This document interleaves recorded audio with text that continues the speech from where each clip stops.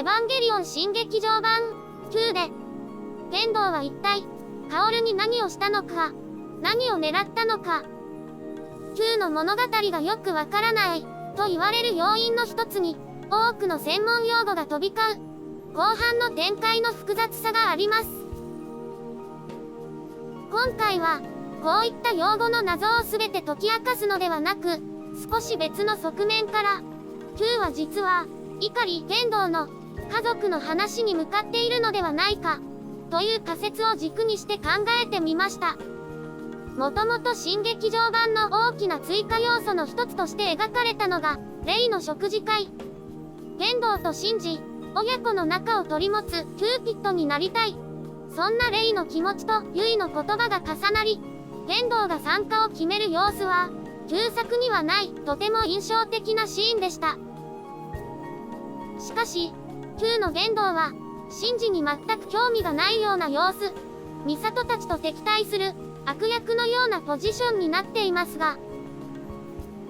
冬月との会話からは、父親としての言動の姿をシンジに伝えたい、という思いも感じられ、そこが逆に、シンジの置かれた現状と、会話の内容にギャップを感じるところでもありました。仮に、9で起こった出来事が、シンジ、ユイ、家族のためだったとすると、まずはそういった視点で、天道の狙い、薫が13番目の使徒に落とされた謎を考察していきます。使徒の殲滅、ユイとレイを初号機の中に保存する、初号機に消えたユイに会う。作中ではいくつかの目的が語られましたが、まずは決められた数の使徒を倒すということが彼の最初の目的でした。新劇場版では、ジョの時点で倒すべき使徒の数が明言されています。使徒のナンバーは、第12の使徒までという事実が明らかになったので、ジョの中盤で、あと8体、といった時点で、残りの使徒の総数は、10体。この中で特別だと考えられる、第1、第2を除く8体が、あの時点での倒すべき使徒だった、と推測できます。その後、第6を倒してあと7体。順番は前後しますが、歯の冒頭で、保管されていた、第3の使徒をマリが殲滅。第7から第10まで倒し、歯が終わった時点で、倒すべき使徒は残り2体、というところまで来ました。9の世界は、使徒との戦いが終わった後の世界にも見えましたが、実際のところ、第12の使徒がまだ生き残っており、天道は目的を達成できない状況でした。結果として、マーク6内で生き残っていた、第12の使徒を始末、渚薫を、存在しない13番目の使徒に落としてから始末。これが9での、天道くんの狙いでした。2体の使徒を倒す。逆に言うと、天道は未だ目標の数の使徒を倒せていなかったことがわかります。11、12ではなく、12、13。なぜ、ルールを変更してまで、存在しない13使徒を生み出し、その使徒を排除したのか。ここに、9の隠されたポイントがあると考えました。天道は、薫を13番目に落とすのが目的ではなく、あくまで残りの2体の使徒を倒すのが目的だった。しかし、どうしても11番目の使徒を飛ばさざるを得ない状況だった。つまり、そのポジションにもう一つの目的、ユイが存在したのではないでしょうか。歯でシンジとレイを取り込んだエヴァ初号機は、第11の使徒、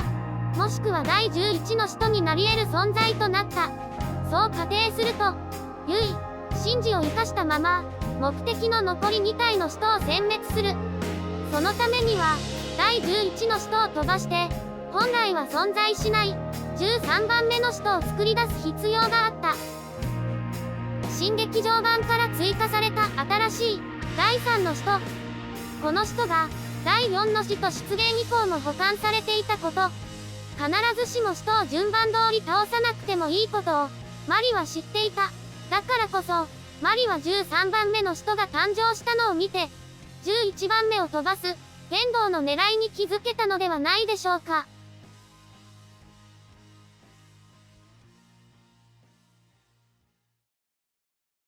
し、第11の使徒、初号機の順番を飛ばす、という、一つの仮説だけで考えると、矛盾する事実も出てきます。玄道は、9で倒すべき2体の使徒を倒したものの、例外として残していたはずの第2の使徒も同時に消滅してしまいました。第1使徒、渚薫は13番目に落とされて空席状態。当初の前提、全12体のうち、第1、第2の2体を例外として除き、残りの決められた数の使徒を倒す、という考察とは、異なる結果になっています。槍でやり直す。シンジが槍を抜いた結果、その思惑は外れ、第2の使徒、リリスが破裂。それを機に、一気に事態が急変しました。エヴァ級最大の謎と言える、あの瞬間に、一体何が起きたのか。決められた数の使徒を倒す。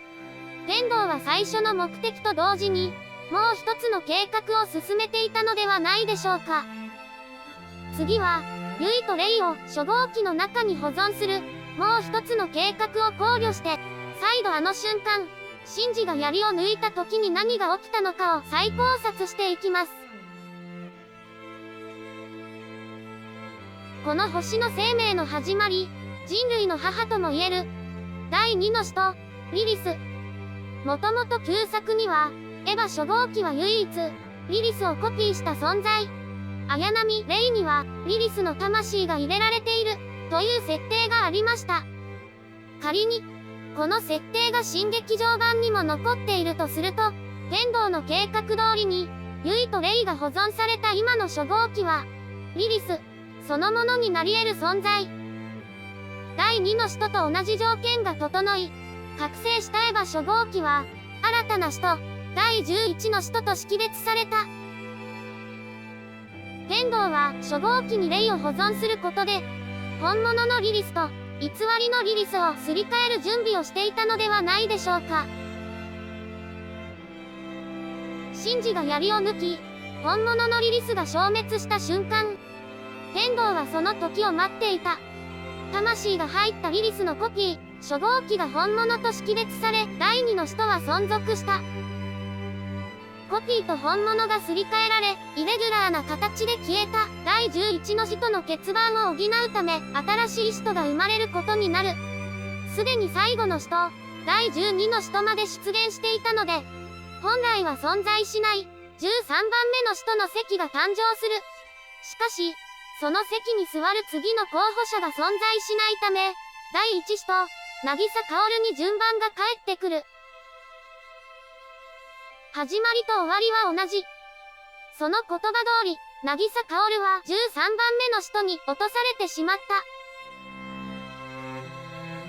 た。本物のリリスが消え、人類の母の役割が、初号機、つまりユイに移ったことで、ユイは人類の、リリンの女王たる存在となった。その夫である、天道は言葉通り、リリンの王となった。この計画に気づいたからこそ、薫は玄道を、リリンの王、と呼んだのではないでしょうか。では、薫が落とされて空席になった第一使徒の席には、誰が座ったのか。なぜ、初号機とリリスがすり替えられたのか。玄道の最終的な目的は、ユイに会うこと。そのための手段として、旧劇場版では、第1使徒と第2の使徒、アダムとリリスの禁じられた融合が図られました。天道は、自らの右手に第1使徒、アダムを埋め込み、レイを通して、第2使徒、リリスと融合しようとするも、レイが玄道を拒絶。計画は失敗に終わりました。新劇場版でも、玄道の目的は同じ。旧の玄道は、自らが第一使徒になり、直接、リリスとなった初号機、つまりユイとの融合を果たそうとしているのではないでしょうか。そのための手段として用意されたのが、エヴァ第13号機。リリスのコピーである初号機を覚醒させ、第二の使徒とすり替えたように、渚カオルを排除すると同時に、アダムスの生き残り、第13号機を覚醒させ、第1の使徒とすり替える。ユイが初号機に入ったように、天道は13号機に入るための道具を揃えていた。ネブカドネザルの鍵は、神様と魂を紡ぐための鍵。魂とは、天道の魂。神とは、エヴァンゲリオン第13号機。天道は、自身の魂を犠牲にして、覚醒した第13号機に入り、第1の使徒の席に着くことで、ユイと同じ存在になり、ユイに会おうと考えた。そのために、第1、第2の使徒を入れ替えたのではないでしょうか。天道の真の目的まで、あと一手。あとは自身が、第1の使徒に入るだけ、というところまで来ました。すべては言動のシナリオ通り進んだように見えますが、9のラストで冬月は、ほとんどがゼーレの目論見通りになったと現状を語りました。ゼーレの目論見。ゼーレは言動に電源を消される前に、最後の保険をかけていた。言動の計画を妨げる最後の障害になってしまったのが、碇シンジ。この事実が、今後の展開の重要な要素になってくるのではないでしょうか。エヴァンゲリオン新劇場版は全4部作。次の、新エヴァンゲリオンで完結と言われています。物語を終わらせる前に描かれるべき要素。それでいて、9ではほとんど描かれなかったのが、主人公、碇シンジと、言動とユイ、親子の関係性。ゼーレが仕掛けた、言動の最後の一手を妨げる手段が、言動の望む席に、シンジを先に座らせてしまうことだったとすると、言動はシンジを排除できるのか、